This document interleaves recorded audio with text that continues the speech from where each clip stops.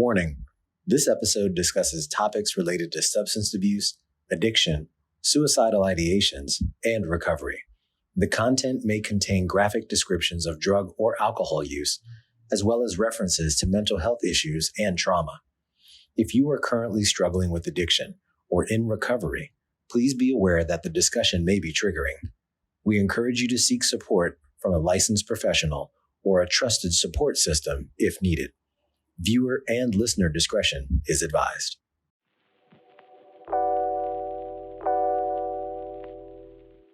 Welcome to Why I Left, a podcast that explores the Great Resignation. I'm your host, Brian Aquart. Join me as I chronicle real stories from real people about the reasons they decided to leave their jobs during the pandemic and what has happened since.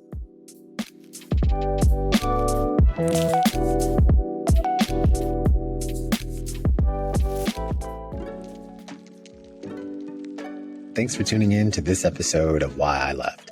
In today's episode, I chat with Gillian Tietz. Gillian is the founder of Sober Powered Media and host of the Sober Powered podcast. She previously worked in biotech as a biochemist before leaving her career to start her media company. After becoming sober, she set out on a quest to understand why some of us struggle with addiction and others don't. So I'm excited to have her share her story during this Mental Health Awareness Month. So let's go check it out. All right, welcome back. So our guest today is Gillian Tietz. Not only is Jill's podcast, Sober Powered, a top 50 mental health podcast, but she also writes articles about addiction for WebMD, and she also happened to leave her job during the pandemic. Now, after years of struggling with her drinking, she'd had enough and set out to better understand addiction. Now, through her show, she uses science, psychology, and compassion to help others understand why they struggle to moderate. Also, why it's so hard to quit drinking, and how to develop the coping skills one needs to stay sober. So I'm excited to have her on our show today during this Mental Health Awareness Month, because alcohol usage and mental health are something that are really closely linked. Now, here's a quick stat. In 2019, over 14.5 million Americans 12 and older had alcohol use disorder, yet less than 10% receive any treatment. So I wanted to bring her perspective to our show today and shine a light on the coping strategies she's uncovered to help people stay sober. So hi, Jill. Thanks for joining me today. Thank you so much for having me. Absolutely. So now, before we get into some of your work, tell us a little bit about your upbringing and your background. So I grew up in a suburb right outside of Boston. I was really bullied in school. So I kind of kept to myself and studied and played video games. And when I went to college, I went for chemistry with the goal of eventually becoming a professor. That was always the dream. And I didn't make it to the whole PhD stage. It just wasn't my path. So I decided to teach instead, just not at the college level. So I originally started out teaching, but it's a very high stress job if there are any teachers listening to this. It's incredibly stressful. The hours are insanity. The expectations are crazy, like everything about it. And I started drinking a lot to deal with the stress. I was already drinking a lot before, so it was already going to happen, but teaching increased my drinking by a lot. I used to call alcohol my fuel to get through the day. And then I decided that I would quit and go do something else. And then if I could just change my career and have less stress, then for sure I would be able to drink less. It was just the job. So I leaned on my science degrees. I have a bachelor's and a master's in science, not in education. And I figured I'll just go work in science. And I always had this belief in my heart that career success was linked to my worth and how good I am as a person, how valuable I am, how impressive I am. And I thought being a scientist was a very impressive career. So I really linked like getting promotions and doing well to my worth. And that's what really led me to science, that I didn't want to do teaching anymore. I already had the background necessary, and I thought that it was impressive. Yeah. And so you got into science, and looking at your background, you really got into the biotech space. So talk a little bit about, that work journey and how you got involved in biotech. Yeah, so I started out working in cell culture. So I was growing up the cells and making sure that they were doing their jobs. So we would have cells make proteins for us that would eventually become the therapeutic drug that was given to patients or put in testing. So I was always in the beginning. And then I moved into purification. So then I would purify the molecule from all the cell junk. And that's what I really loved doing. And then I started doing that for all of my jobs. But I was always chasing like recognition, I think, appreciation, recognition, people valuing me. And that ended up being a big problem. But I did love my job. I loved what I did. I felt that my work mattered sometimes, not all the time, but sometimes I felt that it mattered and that I was having an impact. And that's a good feeling. No, definitely. And, we've been talking a little bit about, and you started to tee up a little bit, how you started drinking, right? And so tell us a little bit about your journey with alcohol and how you began to know you were drinking too much. Yeah, so I never drank in high school because, like I said, I was bullied. So I just was never invited. So even though the bullying sucked, it was very protective because I think that I was just always kind of doomed to struggle with alcohol, just all of the risk factors that I had in my life.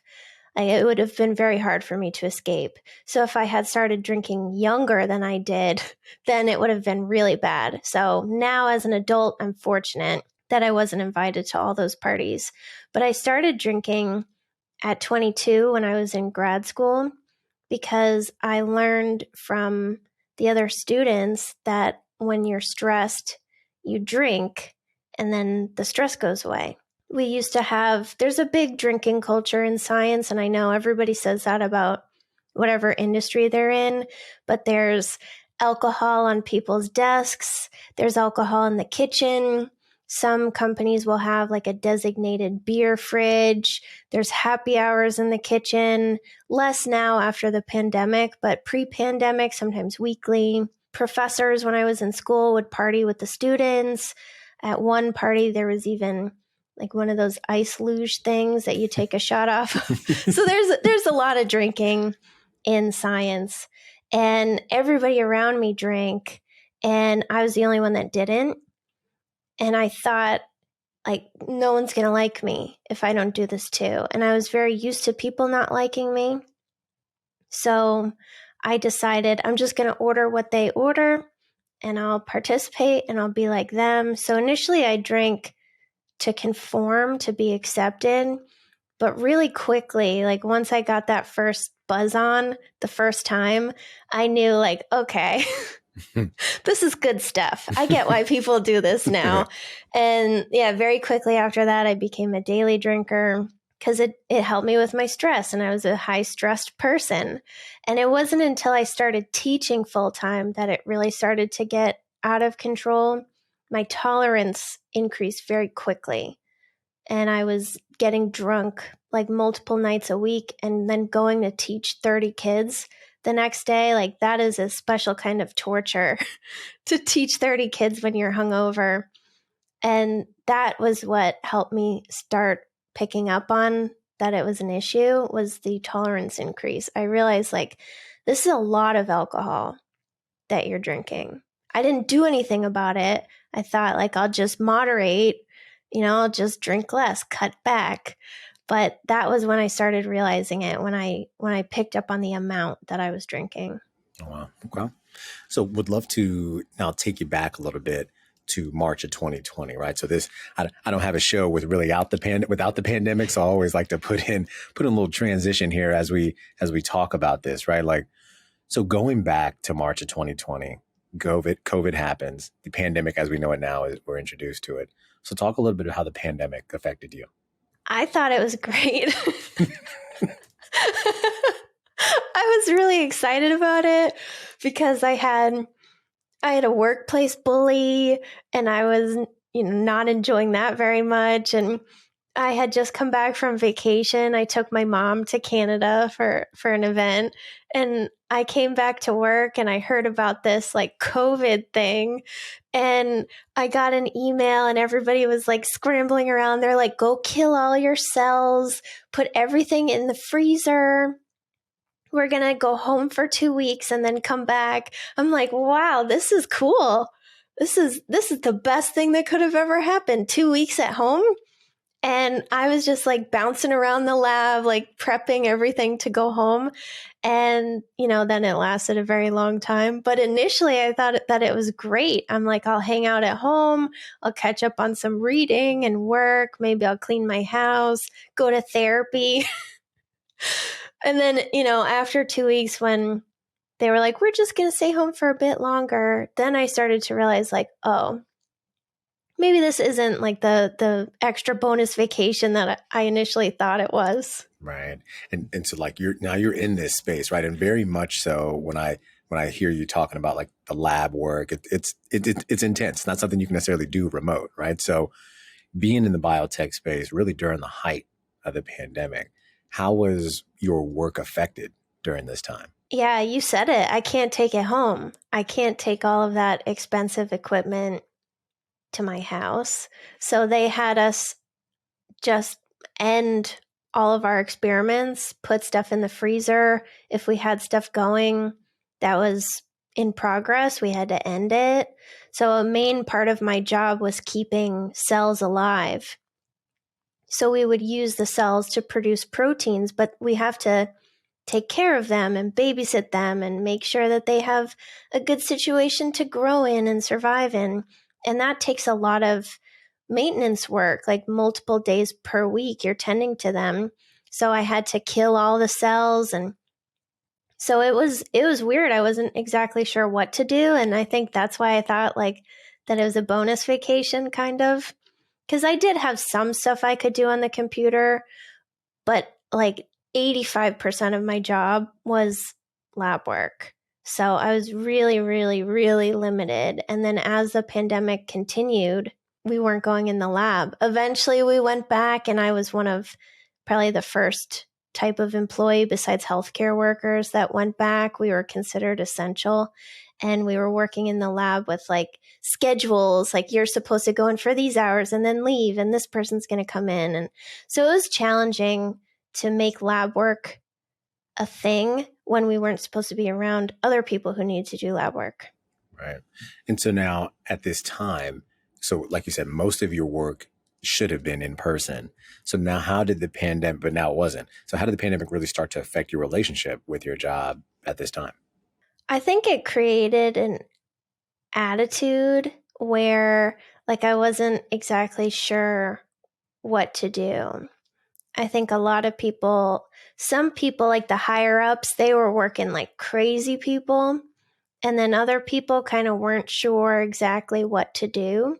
I think it also limited my growth because I couldn't do my job really.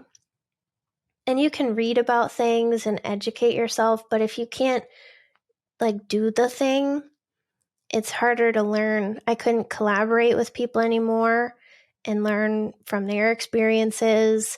So I think it just really slowed my growth down. And so what were some of the things that you started to learn and pick up at this time? I think this is a negative, but this is the number one learning that I think I had. I struggle to be self-led if I don't feel that my work is important or valued. That's what I learned. And I mean, it wasn't like a shocker for me, but that was my biggest learning. I learned more about how I work and how I'm motivated to work and what is important to keep my motivation up. That's great. And so now, so this happened, and now moving forward, so now June of 2020, right? So this is still kind of really the height of the pandemic. You have these learnings. You launch the Sober Powered podcast, while still working in biotech. So talk to us a little bit about, those learnings and now the launch of this show and how you balanced it with your day-to-day responsibilities. So I quit drinking right before the pandemic. So I was 4 months sober when they told us to go home. Oh, that's great. Well, congrats. Yeah. I didn't know that. Congratulations. Yeah. So pre-pandemic, which was good. If it was during the pandemic, everyone who was drinking during the pandemic, it was awful. So many people really suffered from that extra time in isolation. And I'm thankful I quit before. But when I quit, I just really wanted to understand, like, why me? Is this my fault? Was this my choice? And I started learning about it. And I would do that like during my lunch. And if I had like a little break, I wanted to have a coffee and have a little downtime, I would just kind of read and educate myself on addiction. So it was a daily thing that I was doing. And when the pandemic happened and I went home and I couldn't take my lab work home, I had a lot more time to investigate my main interest, which was addiction. And when it didn't seem like we were going back to lab anytime soon, I was doing a lot of that work. And I just woke up one day and I was like, everyone needs this information. A lot of people don't know this. They don't know how to access this information. They don't know even what to search for. They don't know how to really understand the research. And I do. And I felt like, okay, well, I'll launch a show and tell everyone about it. And I just did it impulsively. It was just a in the moment decision. I just put it out there. But without the pandemic, I probably still would have impulsively done it, but it would have been different and slower. Mm. And now let me ask you, if you don't mind, what got you to quit drinking? You said you did it 4 months prior, but what got you to finally stop? So I was struggling for probably like a year and a half before I quit. I really started to struggle. I was in the end phase of my drinking. I had some extremely humiliating moments that were very painful, that were not enough. I was still convincing myself I'll learn to just drink less. I can handle it. I also didn't want to quit because I didn't want people to call me an alcoholic or think I was a loser or weak-willed or like gossip about me. So I was very scared of what other people would say if I had to stop. So that's one reason I held on to it for so long. But I started struggling with a lot of self-hatred, which had been a theme throughout my drinking, but it was intensifying. And I became really suicidal. And that was what made me stop. I initially stopped for 90 days. This is why I said it was a year and a half thing. I stopped and I went back, but I stopped for 90 days to try to cure myself out of just complete desperation to not have those scary thoughts anymore. And the thoughts went away. So I thought that I was cured and I was good to drink again. And I went back and so then the thoughts came back. I suffered more. I used to force myself to stay awake. So I would drink, I would go to sleep, jolt awake around like maybe 2 a.m. And then I would force myself to stay awake until the sun came up. And then maybe get another hour of sleep. And then I would go to work every day like that, pre-pandemic. That's every day. That's how I was existing. So it was realizing like these thoughts are not going to go away no matter what you do. And you could potentially act on them. And that's what made me finally just say, like, I can't do it anymore. I give up. Gossip about me all you want. I can't do it. Well, I appreciate your openness in sharing that. And, congratulations on recognizing that, making that step and continuing it forward. Thank you. So kudos to you. Looking back on the pandemic, what is kind of one thing that you would have done differently during the pandemic? I think one of my biggest weaknesses in the workplace is I don't drink the Kool-Aid. I don't get involved in company culture. I don't like play the game. And this is very popular on TikTok and Instagram Reels, like all this career advice. And what I've been learning from that, unfortunately, after I quit, is how important it is to be a part of the culture and interact with your colleagues and ask them what they're working on and go to work events or maybe help plan some of them and that kind of thing. I think that I would have maybe fixed my attitude about that a little bit or use the opportunity where there was less lab work to maybe get involved more in the culture and talking to my coworkers. But I did not, and it didn't help my situation at all. So anyone listening, company culture is really important. No, absolutely. No, I agree with that, because sometimes it can feel like, you're alone, right? When you don't kind of get involved, especially if you work for a place, right? It may be good to do a couple things that the place just so happens to like to do, right? So I Yeah. agree with you on that. So now you were with your last company for almost 2 years and decided to resign in June of 22, right? So you've already started the podcast show. Now you're still working, but now June of 2022, you're like, enough is enough. So ultimately, why did you leave your job during the pandemic? I was always kind of planning on it for about a year before that. I knew that I was working towards it. But before that, the first year of that job, I was like, I'm going to get promoted. I want to take this seriously. I don't drink anymore. Now I can, just be better in general as an employee. And I was pushing really hard for that promotion that I had linked my self-worth to so long ago. And there were some promises made that it was coming, and then it didn't come. And there were some hurtful things that were said to me, which just destroyed my little heart and destroyed my motivation. And it was very hard to recover from that. Things were said like about my intelligence, which is a huge button for me. Anyone like thinking that I'm not intelligent enough or not taking me seriously as an employee or a professional is a big trigger for me. So my self-worth started to take a hit from that. And I started feeling every time I would get feedback like that, or I would get passed over for a promotion by someone that was much younger than me. And I'm only in my 30s for people that can't see me. But whenever I would get passed over or something would happen, I would have a very intense urge to drink because I used to drink when I was stressed and then I would feel better.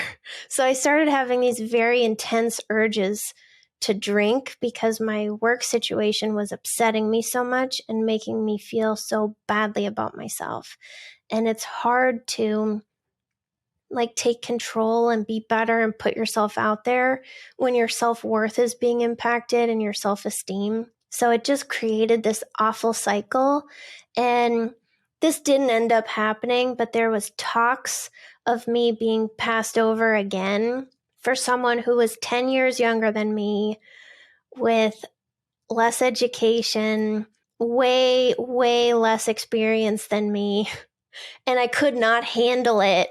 And the urge to drink from that was so insane. And then I thought, I've met some really cool people in podcasting, and they told me, start a network. You are amazing. You can do this. You can bring all the sober shows together. And I thought, well, screw it. I'll just do it. And I can't have this full-time job and create a network because the amount of work to start a network is insane. So I quit. So I was at a conference and I met someone and they were like, I want to help you do this network. They were in advertising. So they helped me with my sponsorships. And I was like, cool, let's go. And I came back from the trip and I was like, I quit. Here's my 2 weeks. So again, the theme with me is it was an impulse decision, but it was prompted by 1 year of very low self-worth and career disappointment. And I just don't have the right personality or mindset to fit in well in biotech. I think that was my main issue. I just didn't fit. And I kept trying to force myself to fit and it wasn't happening. And it was just making me feel bad. No, I hear you. And so now, you leave biotech, you launch now Sober Powered Media. So tell us this network, right? And for those who aren't familiar, she has a podcast, not only a show, but now she also runs her own network, right? So tell us about Sober Powered Media, the company and the network that you own. So a podcast network brings together a bunch of podcasts. Sometimes they're not related to each other, but it makes it more successful if they are all related in some way, like if they're all sober shows or they're all mental health shows, because then you can promote each other. And it's easier to get sponsors if the shows are all the same type of show. So I just started asking my friends, do you want to join this network? I have a crazy idea. I want to bring us all together, help us with marketing. We'll promote each other. I'll help monetize your show, and it'll be great. And some of them said yeah. And then all of a sudden I had this crazy network. But I love it. It makes me really happy. It's brought a lot of awareness to the amazing shows in the network, and it's grown a lot. When I quit my job, I had 3 shows in the network, and now we have 6. Oh, wow. Yeah. Oh, that's awesome. And so, when I'm thinking about that, like, how did it impact you to, look, obviously we talked about making the decision to leave, but really to now start this network to bring folks on, like, how are you feeling now that all this is really happening and continuing to grow? So what I didn't realize, which I wish I did, is that I am fiercely protective of people that put their trust in me, like insanely protective. And I think it's too much. I don't think anyone needs me to be this like protective or advocate for them as hard as I am. But if you're putting your trust in me to do certain things like monetize your show or help grow your show or get you guesting opportunities or just help you be a better podcaster, whatever it is, I take that very, very seriously. So because I take it so seriously, it's caused an extreme amount of stress. And it hasn't caused any urges to drink because the stress isn't linked to low self-worth. And now that I've left biotech, I actually have really good self-worth now. I don't think I'm the most amazing person ever, but I don't think I suck anymore. But the stress level is very, very high. And if I had known that going in, I don't know, maybe I would have changed the way I presented it, or maybe I would have talked about it in therapy more leading up to it. But that has been my biggest struggle, is managing the stress. It's hard enough to be a business owner, but when you have other people that place their trust in you and now their shows are impacted by my decisions, the stress it's just so much higher. Oh, great. And so what I love about this episode is it's really a twofer, right? It's like a why I left episode, but also, in my mental health series, we're talking about this. And so would love to kind of explore a little bit of kind of that angle as well. We've talked openly, and I really appreciate, again, your openness about, your struggles with addiction and alcohol, and thinking about that, why is it, I know you've done a lot of studying on this, but why is it so hard for people to moderate and or even stop drinking, even when they desire to do so? So I could probably give you like an hour-long lecture about it, but I'll keep it short.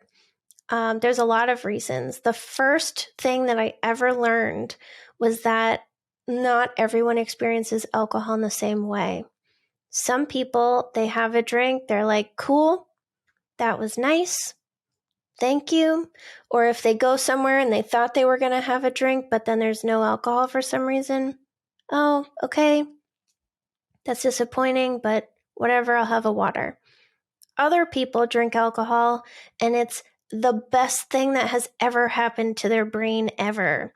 It's the most amazing feeling. It fixes all of their problems. It has all of these positives with no negatives, and they start to rely on it to cope. And when you start to rely on alcohol to do something for you, not just like facilitate bonding with other people, that's when you start to develop a problem with it. And with moderation, the better it feels, the more you're going to want to drink. And the more you drink, you're not just blasting yourself with alcohol with no consequences. Heavy drinking changes your brain, and it changes it in ways that make it hard to stop once you start. It changes something called your attentional bias. So if you and I were to go out to dinner, I would know what every single person around us was drinking. I would know how many drinks they have consumed and the speed at which they are consuming those drinks. You would not even care, hopefully. But it's not even a choice. Like, I just like pay attention. Like, I can just find the alcohol. And the problem with that is when you have a trigger, like with my job, the low self-worth trigger, like when someone was giving me feedback that made me feel not valued or that I wasn't smart, that's something I used to drink to cope over. And when you have this attentional bias for alcohol, the triggers get stuck in your head and you can't redirect because alcohol will just sit on your mind. Like, you might look at a drink and be like, it's a drink. I look at a drink and then I look at the drink for the rest of the time I'm in the location by the drink. I just can't get it out of my head. And that's the problem with triggers too. They get stuck in your head. And, with these changes to your brain, it also makes it harder for you to not be impulsive. It makes it harder for your memory to update information. So if you went, it's kind of, think of like food poisoning. If you go to a restaurant and you have sushi and you're just like dying for the next 24 hours after, you're going to remember it and maybe not go back there. But with drinking, we know it happened, but it doesn't really get processed and added to our memories about alcohol. We keep thinking like, it's going to be different this time. That was a one-time thing. That was an anomaly. That's not like what's actually going to happen. So it creates so many different things that prevent you from stopping. And for me, one drink is a complete waste of my time. Even two. Three is like, it's an okay use of my time, but one or two, total waste of time. And if you feel that way, it's hard for you to moderate. It's hard for you to have one if you think one is a waste and it just ignites a craving for 10. Mm-hmm. No, I'm glad you mentioned that. And it's a perfect segue, to the section of the show where I always like to get advice from the guests who come on. And so what I think is great about this is, look, there are, we talked some stats earlier, right? For those who are struggling with alcohol usage and really want to get sober, what are, let's say, 5 ways that they can develop the appropriate coping skills to really succeed? I think the most important thing that someone can do is understand their emotions and triggers. So I described my biggest trigger. Understanding that was my trigger helped because it was going to keep happening. It continued happening for the whole year up to when I quit my job. So because I identified it, then I could understand how to deal with it. So when it came up the next time, it was still upsetting and made me want to drink, but I knew at least what I could do instead. So understanding what gets you is so important, and choosing coping skills that you're actually going to do. Like we hear, journal, go on a walk, take a bath, call a friend, whatever. I'm never going to journal, ever.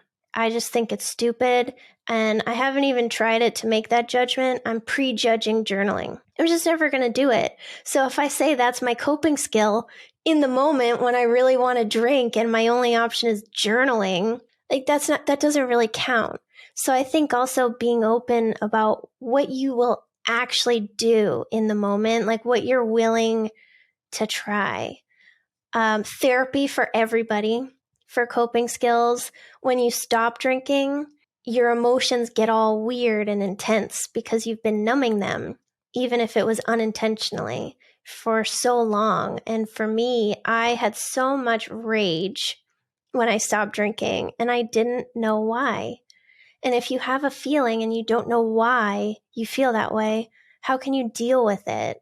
The only way to deal with it is with like alcohol or emotional eating or yelling at people, something that fixes it in the moment. So going to therapy helped me understand, like, why am I angry? What's going on that makes me so angry? So I think doing that and also working on your perspective, making a quick judgment about something, or living in victim mentality and thinking everyone's out to get you, which you can also work on in therapy. And my last suggestion is just to look at as much sober content as possible.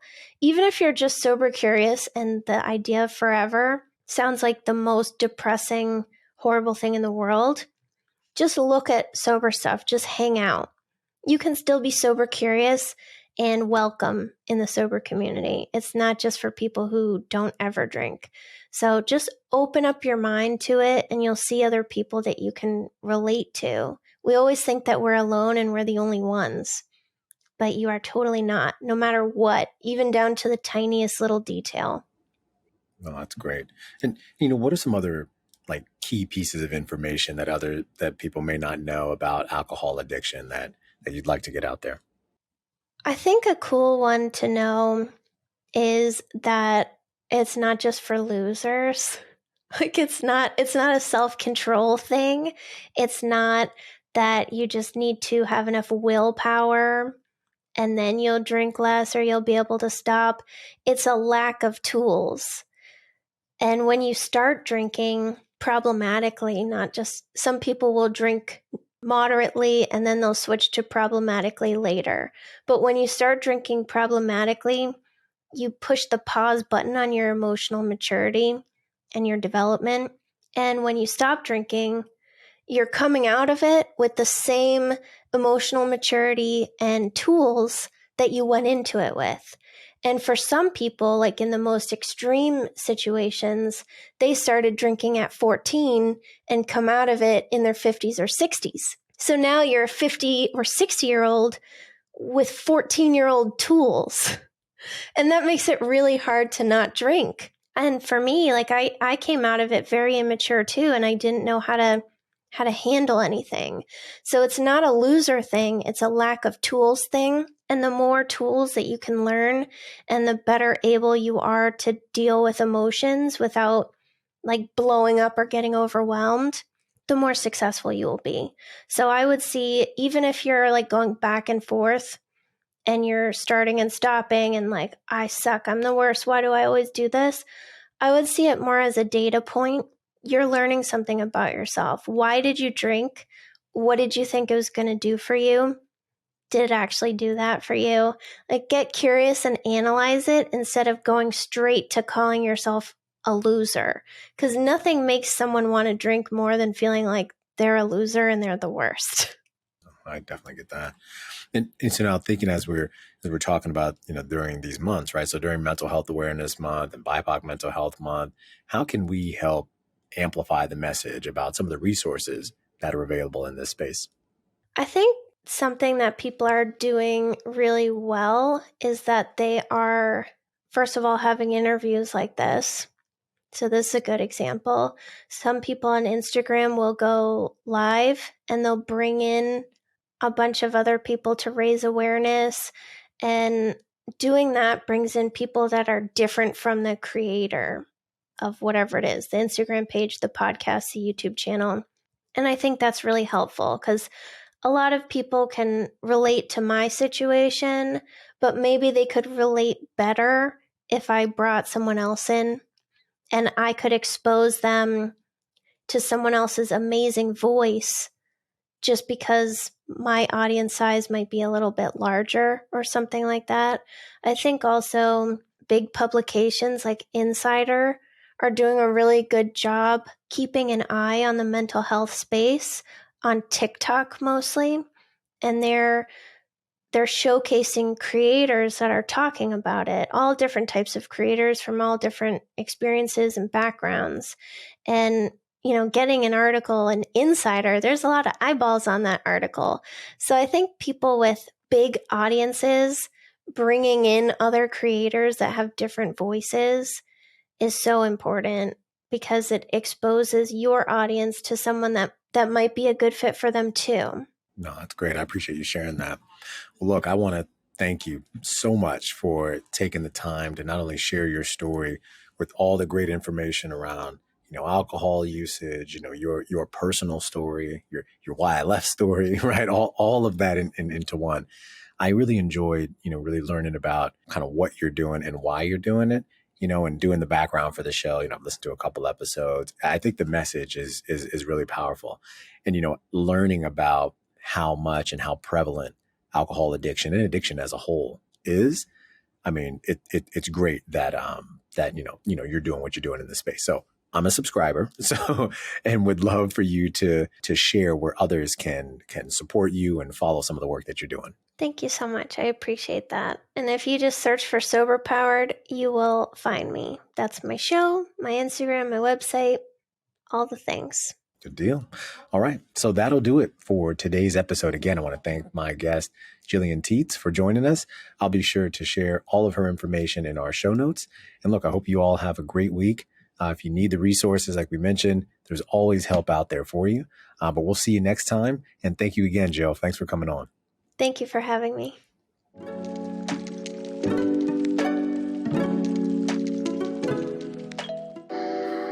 The Great Resignation, people leaving their jobs in droves.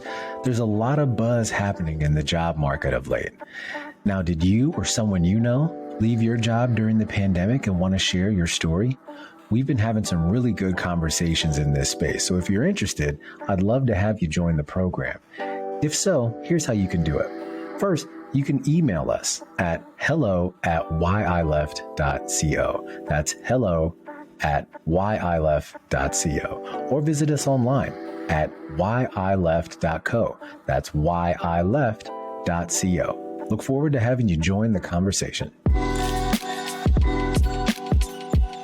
Thanks again for listening to Why I Left. Be sure to join us next time for more stories from the Great Resignation. Visit us at www.whyileft.co. That's whyileft.co. And subscribe to the show on YouTube, Spotify, Apple Podcasts, or wherever you get your podcasts.